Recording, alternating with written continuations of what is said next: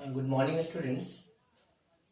Today I am going to teach you uh, the topic expression from statement. Actually, how to convert statement into expression.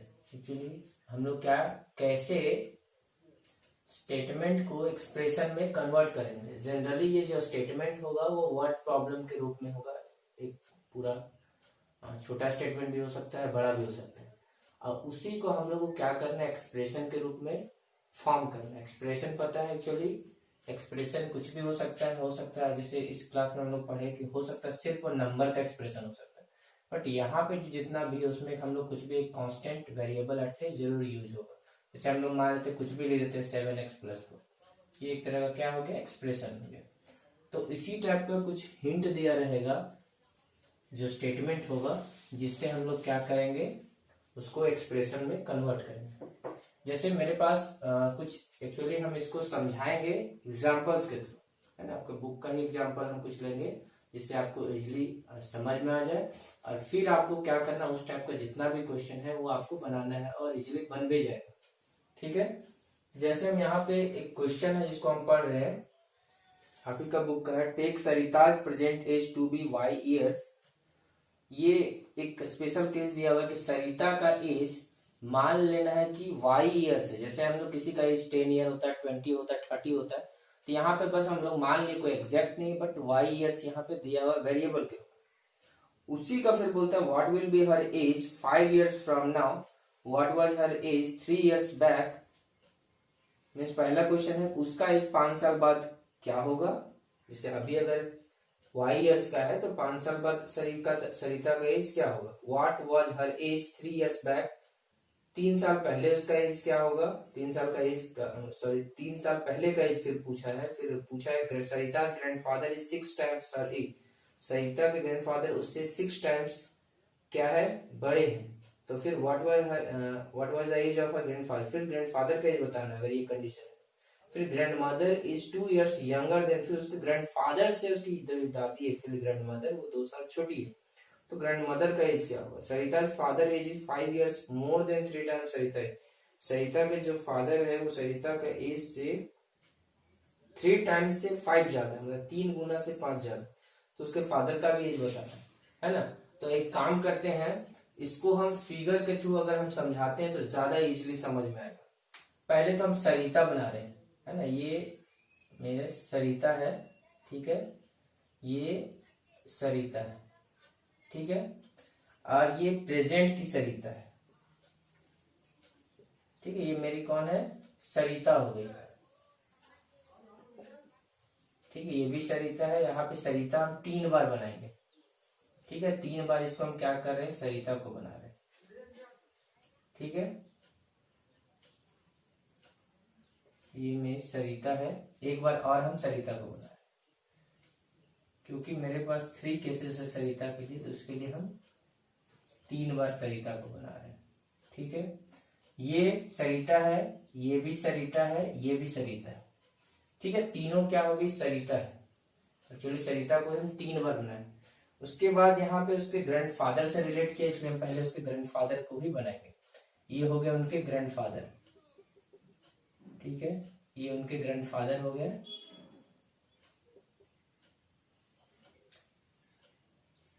अब हम नीचे लिख देंगे ताकि समझ में आ जाए कि उनके ग्रैंडफादर है.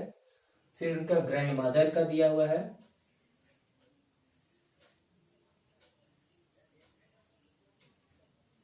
ठीक है. ये उनकी ग्रैंडमदर है,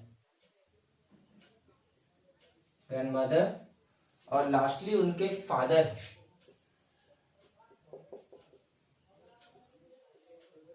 लास्टली उनके क्या है, फादर है ना.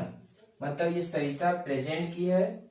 सेकेंड में पूछा है 5 ईयर्स फ्रॉम नाउ, मतलब ये फ्यूचर की सरिता, मतलब अभी से 5 साल बाद, मतलब फ्यूचर का पूछा है. और फिर 3 साल पहले का पूछा है, मतलब पास्ट का, है ना, मतलब पहले का. फिर ये उनके ग्रैंड मदर है, सॉरी ग्रैंडफादर है. ये उनका ग्रैंड मदर है सरिता की.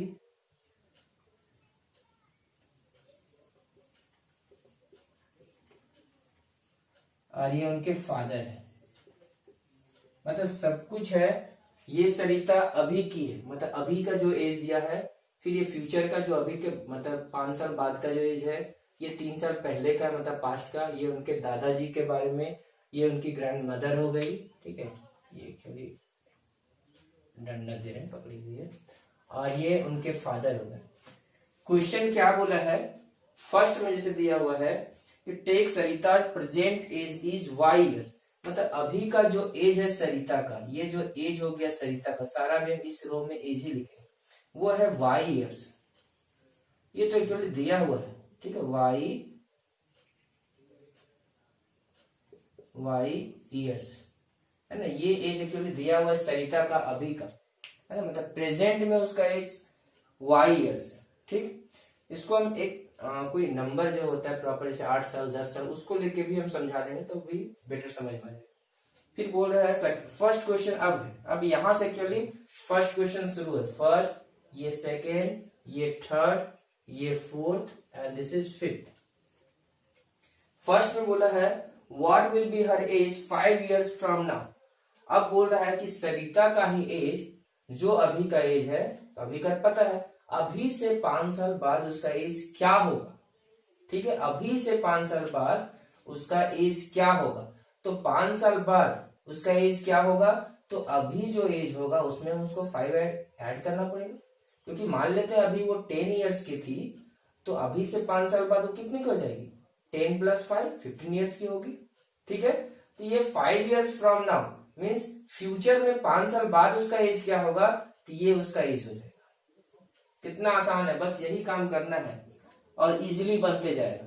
फिर सेकेंड क्वेश्चन है what were her age 3 years back, मतलब अभी से उसका 3 साल पहले क्या एज होगा, तो अभी तो उसका एज दिया हुआ है वाई, है ना, अभी का प्रेजेंट का एज जो है वाई यहाँ पे शुरू में ही दे दिया है, तो 3 साल पहले का एज क्या होगा, तो 3 साल माइनस करना पड़ेगा। जैसे अभी का एज हम 10 माने हैं, तो 3 years बैक उसका कितना होगा, तो 10 - 3 7 years का होगा, है ना, 10 जस्ट एक हम एग्जाम्पल ले लिए। तो कभी भी बाद का बोले तो प्लस, पहले का बोले तो माइनस करते हैं हम। अब बोला है नेक्स्ट जो है उनके ग्रैंडफादर के बारे में है ना, ग्रैंडफादर के बारे में कि Sarita's grandfather is 6 times her age, what is the age of her grandfather. अब बहुत ही इजी दिया हुआ, बोलता है ग्रैंडफादर जो है उस सरिता का जो एज है, सरिता का एज तो अभी तो वाई है, हमेशा ध्यान रखना जो भी है वो कंपैरिजन हमेशा प्रेजेंट से होता है, इसलिए ऐसा नहीं ये एज लेके करें, नहीं, जो शुरू में दिया हुआ है प्रेजेंट उसी से। सरिता का एज रियल में वाई है, और उनका बोला हुआ है कि उनके जो ग्रैंडफादर है उनका 6 times है, 6 times मतलब 6 से इंटू करेंगे, हम पहले ही बता चुके हैं, टाइम्स मतलब होता है इंटू करें, तो 6y मीन्स 6y तो एक्चुअली ग्रैंडफादर का एज हो गया, और 6 और y के बीच में मल्टीप्लीकेशन का साइन, मतलब 6y एज हो गया उनके ग्रैंडफादर का, ठीक है। नेक्स्ट है क्वेश्चन नंबर जो 4 बोला है grandmother is 2 years younger than grandfather, what is the grandmother से। अब बोला है जो ग्रैंडमदर है वो जो ग्रैंडफादर का एज है, ग्रैंडफादर का एज क्या है 6y, मतलब जो ग्रैंडफादर का एज है उनसे वो 2 साल छोटी है, तो छोटी मतलब क्या, जो भी है, अगर मान लेते ये 60 years के होंगे तो 2 year मतलब 2 साल छोटी है, मतलब वो 60 - 2 करेंगे तो कितना होगा 58 years की होगी, इसलिए 2 year बैक मतलब जो भी ग्रैंडफादर का 2 years जो लेस है उनका एज ग्रैंडफादर से, तो जो ग्रैंडफादर का एज है वो हम लिखते हैं, और चूंकि उनसे 2 साल उनकी ग्रैंडमदर छोटी है इसलिए उसमें हम -2 कर दिए। लास्टली उनके फादर के बारे में दिया हुआ है, फादर के बारे में क्या है कि Sarita's father's age is 5 years more than 3 times Sarita ji, ठीक है। तो एक्चुअली इसमें क्या बोला है कि सरिता के जो फादर है, ठीक है, सरिता का जो फादर है वो सरिता का 3 times है, तो सरिता का एज रियल में कितना था वाई था, उसका 3 times मतलब 3 इंटू करेंगे, ठीक है, 3 times, एक मिनट इसको थोड़ा सा इधर लिखते हैं। चलो दिया क्या है कि उनके जो फादर है वो सरिता का जो एज है, सरिता का एज है वाई, उसका 3 times, मतलब सरिता का एज का 3 times से ये हो गया उसका 3 times, उससे भी 5 ज्यादा है, मतलब जो सरिता का एज है 3 times से 5 ज्यादा, तो ये सरिता का फादर का एज हो गया। ठीक है, तो इस तरह ये एक्चुअली फर्स्ट का आंसर हुआ y+5 ईयर्स।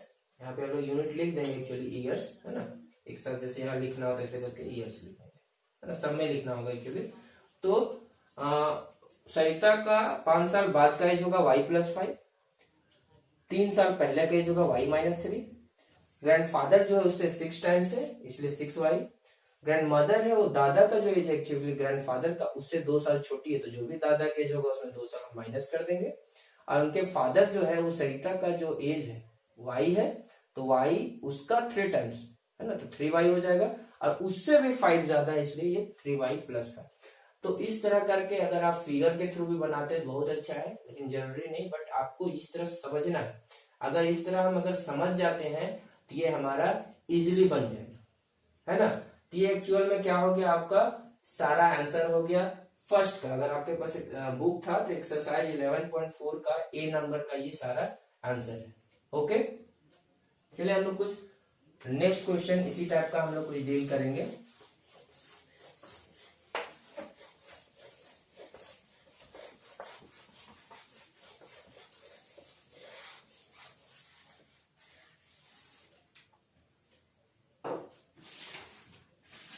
एक क्वेश्चन है इसी टाइप का, बहुत अच्छा दिया हुआ है, इसको थोड़ा सा समझना है। इसमें लिखा हुआ है Meena, Beena and Leena are climbing the step to the hill top, है ना। 3 गर्ल्स है, जो एक का नाम लीना, एक का बीना एंड एक का मीना, बीना एंड लीना, है ना। ये 3 गर्ल्स है जो एक पहाड़ी पे चढ़ रही है, एक पहाड़ जिसपे तीनों चढ़ रही है। Meena is at step S, है ना। मान लेते हैं कि नंबर ऑफ स्टेप 100 होगा, है ना, क्योंकि सीढ़ी, बहुत सारा पहाड़ ऐसा होता है जहाँ पे सीढ़ी बना हुआ होता है चढ़ने, जैसे हम लोग का हजारीबाग का ही देखा जाए तो कैनरी हिल जो है, तो उसमें सीढ़ी बना हुआ है। तो मान लेते हैं कोई, अगर कोई चढ़ रहा आगे पीछे, तो कोई 10th नंबर का सीढ़ी पे होगा, कोई 20th नंबर का, कोई 15 नंबर का, आगे पीछे तो होता ही है ना। जो तेज चढ़ेगा वो आगे निकल जाएगा। तो वही चीज है कि जो मीना है वो जो भी स्टेप है वो S नंबर के स्टेप पे है ना। बीना इज 8 स्टेप अहेड, वही बीना जो है वो मीना से 8 स्टेप आगे है। And Leena is 7 step behind, वही लीना जो है वो मीना से 7 स्टेप पीछे है। तो चलिए हम पहले फिगर के थ्रू अगर इसको समझते हैं ज्यादा बेटर है। मान लेते हैं ये सब पहाड़ है इस तरह करके, है ना, इस तरह करके पहाड़ गया हुआ है। ठीक है, ये हम इस टाइप का एक सीनरी टाइप का बना दिए। ठीक है, मान लेते हैं एक यहाँ पे है, ठीक है, ये चढ़ रही है ऊपर, एक यहाँ पे है, ठीक है, इस जगह पे इधर है कहीं पे, इसको हम नाम लिखेंगे क्लियर होने के लिए कि कौन कौन है, और एक इधर है कहीं पे।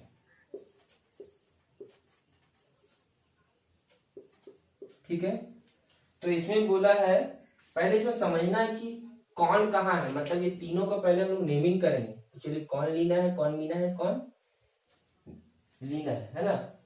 तो इसमें बोला है कि Meena is 8 step, Beena is 8 step ahead and Leena is 7 step behind.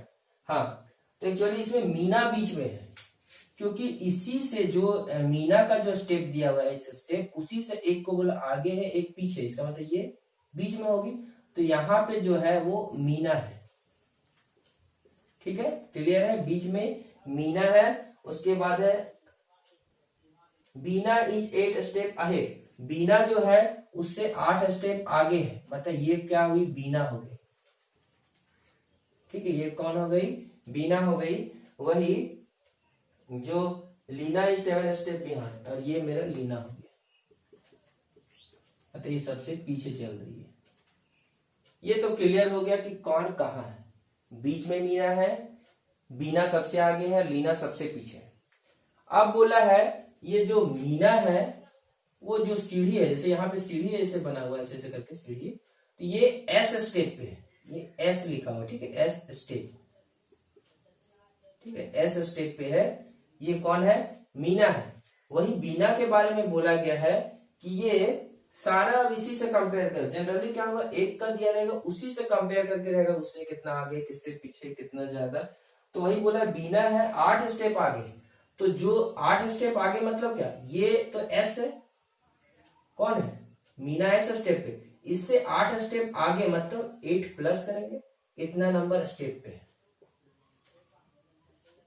ठीक है, मतलब अगर ये 10th स्टेप पे है तो 10 + 8 ये 18th स्टेप, मतलब 18वां जो नंबर पे 18th नंबर पे जो स्टेप है वहां पे ये पहुंच गए, क्योंकि वो तेज चल रही। वही जब यहाँ पे लीना के बारे में बात किया जा रहा है तो लीना के बारे में बोला जा रहा है कि सी इज 7 स्टेप बिहाइंड, मतलब ये जो है, मतलब ये कितना है 7 स्टेप पे है, कौन, मीना, इससे ये 7 स्टेप पीछे है। मतलब अगर ये 10th पे है तो 7 माइनस कर देंगे तो ये 3 अभी 3rd नंबर के स्टेप पे। तो ये एक्चुअली आंसर हो गया है ना, कि मीना ऐसे स्टेप पे है, हम लोग बीना का निकाले S+8 पे है, और वही लीना है वो S-8। ये एक्चुअली मेरा तीनों का आंसर हो गया कि कौन कितने नंबर के स्टेप पे। ठीक है, इसमें एक और क्वेश्चन थोड़ा सा ऐड किया गया है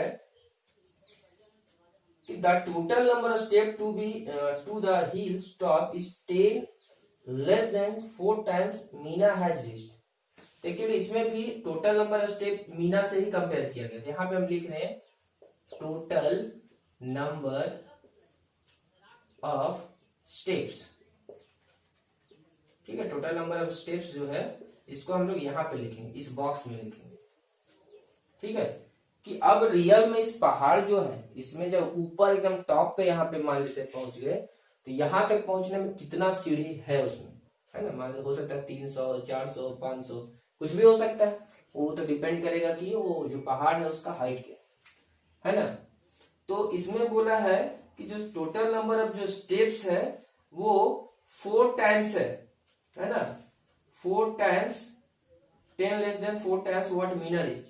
तो मीना जहां पहुंची है तो मीना पहुंची है S स्टेप पे, तो इसका 4 टाइम्स, मीना जो S स्टेप पे पहुंची उसका 4 टाइम्स, मतलब मीना का 4 टाइम्स से कितना कम बोला है तो 10 लेस बोला है, मतलब ये इतना स्टेप्स हो जाएगा, है ना। ये हो गया टोटल नंबर ऑफ स्टेप्स। कैसे, तो क्लियर बोला है कि उसमें एक हिंट दिया है कि टोटल नंबर ऑफ जो स्टेप है जितना मीना पहुंचे, तो मीना का S है उसका 4 टाइम्स, मतलब उससे 4 इंटू किए, उससे भी 10 कम है। ठीक है, मान लेते हैं कि ये 100 अगर ये स्टेप पे होती तो ये 4 टाइम्स मतलब 400 हो जाता, और फिर उससे 10 कम है, मतलब 400 में 10 माइनस करेंगे तो 390, मतलब रियल में कितना हो जाएगा 390 स्टेप पे, अगर हम इसको मान लेके 100 स्टेप पे। क्लियर है, तो ये हमारा आंसर हो गया। ये तो खैर गिवन है ही, ये आंसर हो गया और ये आंसर हो गया।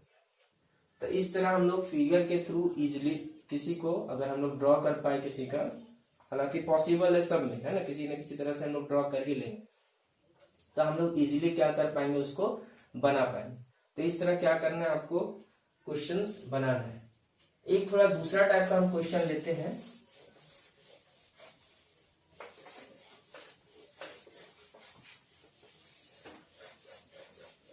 इसमें एक्चुअली एक्सप्रेशन दिया हुआ है, आपको नॉर्मल एक्सप्रेशन में कन्वर्ट करना है ना, नॉर्मल एक्सप्रेशन में आपको क्या करना है, कन्वर्ट करना है। जैसे यहाँ पे दिया हुआ है, एक्चुअली क्वेश्चन है change the following statement using expression into statement in ordinary language, मतलब जो जनरल लैंग्वेज हम लोग जो रियल लाइफ में यूज करते हैं उस टाइप का बनाना। जैसे यहाँ पे दिया हुआ है आ नोटबुक कॉस्ट P, जैसे यहाँ लिखा हुआ है एक नोटबुक है ना, यहाँ पे लिखते हैं नोटबुक है जिसका कॉस्ट है ₹P, है ना, ₹P, हो सकता है P के जगह 10 रुपीज 20 रुपीज कुछ भी हो सकता था, यहाँ पे P दिया हुआ है, और एक बुक का कॉस्ट है ना, वही बुक का जो कॉस्ट है वो दिया हुआ है ₹3। तो हमको अब क्या करना है, इसको ये जो बाद का दिया ये तो ठीक है, नोटबुक का डायरेक्टली दिया हुआ है। अब ध्यान से देखा जाए तो 3P मतलब 3 इंटू P, मतलब 3 टाइम्स ऑफ P, है ना, इसको हम लोग बोल सकते हैं 3 टाइम्स ऑफ P, क्योंकि मल्टीप्लाई मतलब टाइम्स बोलेंगे। तो एक तरह से देखा जाए तो जो बुक का कॉस्ट है वो नोटबुक का जो कॉस्ट है उसका 3 टाइम्स है। तो यही चीज तो हम लोग स्टेटमेंट में एक्चुअली लिखना है ना, इसी चीज को लिखना है कि अगर बुक का कॉस्ट है उसको हम लोग नोटबुक का आंसर, इसका अगर हमको आंसर लिखना चाहे तो कैसे लिख सकते हैं कि द कॉस्ट ऑफ बुक, ये बुक का कॉस्ट है, बाद वाला का ही लेट चल रहा है क्योंकि पीछे वाला से कंपेयर किया हुआ, कि the cost of book is 3 times the cost of a notebook, है ना, मतलब जो नोटबुक का जो कॉस्ट है उसका वो 3 टाइम्स होती है। यहाँ इसका सीधा सीधे लिखेंगे the cost of book is 3 times cost of notebook. ठीक है, इस तरह से आपको क्या करना है, आंसर लिखना है। ये इसका आंसर हो गया। साफ साफ दिख रहा है कि एक का पी है और एक बुक का 3p है। 3p मतलब 3 इंटू पी मतलब 3 टाइम्स ऑफ पी। पी मतलब इसका कॉस्ट है नोटबुक का, तो वही चीज बस स्टेटमेंट में हम लोग को लिख देना है कि द कॉस्ट ऑफ जो बुक है वो किसका 3 टाइम्स है कॉस्ट ऑफ एक नोटबुक का, है ना, कॉस्ट ऑफ नोटबुक। तो इस तरह से हम लोग क्या करेंगे, इसका आंसर लिखेंगे। वही हम लोग और एग्जांपल इस टाइप का हम लेते हैं। जैसे एक दिया हुआ है Tony puts Q marble on the table, है ना, ये एक टेबल है। ठीक है, ये एक टेबल है, इस पे एक्चुअली जो टॉनी है वो क्यू मार्बल्स रखा, है ना, क्यू मार्बल्स, है ना, टेबल पे। इस टेबल पे जो टॉनी है क्यू मार्बल रखा। ठीक है, इसके बाद he has 8 Q marble in the box. वही एक बॉक्स है, ठीक है, वहीं पे एक बॉक्स है, ये हम एक बॉक्स बना दिए। ठीक है, ये बॉक्स है और इसमें बोला है कि 8 क्यू मार्बल है, 8 क्यू मार्बल्स। ठीक है, 8 क्यू मार्बल्स है इस बॉक्स में। तो ध्यान से देखा जाए तो उसी टाइप का होगी कि जितना टेबल पे है ना, टेबल पे कितना था क्यू है, वही क्यू हुआ, तो टेबल पे है उसका 8 टाइम्स, मतलब जितना अगर ये 10 होगा तो 10 को अगर 8 से इंटू कर 80 मार्बल, इसका मतलब बॉक्स। तो उसी को जस्ट हम लोग को स्टेटमेंट लिखना है। तो the marble in the box, जैसे इसका आंसर हम लिखना चाहे कितना आसान है, the marbles in the box, है ना, the marble in the box, ये जो बॉक्स है इसमें जो मार्बल है वो 8 times marble on the table, है ना, जो भी टेबल पे है उसका 8 times. Box is 8 times marbles on the क्या टेबल। ठीक है, ये इसका क्या हो गया, आंसर हो गया। कितना आसान है, थोड़ा सा समझना है। इसमें क्यू है 8 क्यू है, पहले इतना समझेंगे कि ये जो 8 इंटू क्यू है मतलब जो क्यू टेबल पे था उसका 8 टाइम्स बॉक्स में, उसी को अपने वर्ड में बस लिख देना है। लिख दिए तो इसका क्या हो गया, एग्जैक्ट आंसर हो गया। चलो एक और हम लास्ट लेते हैं एग्जांपल इसी टाइप का।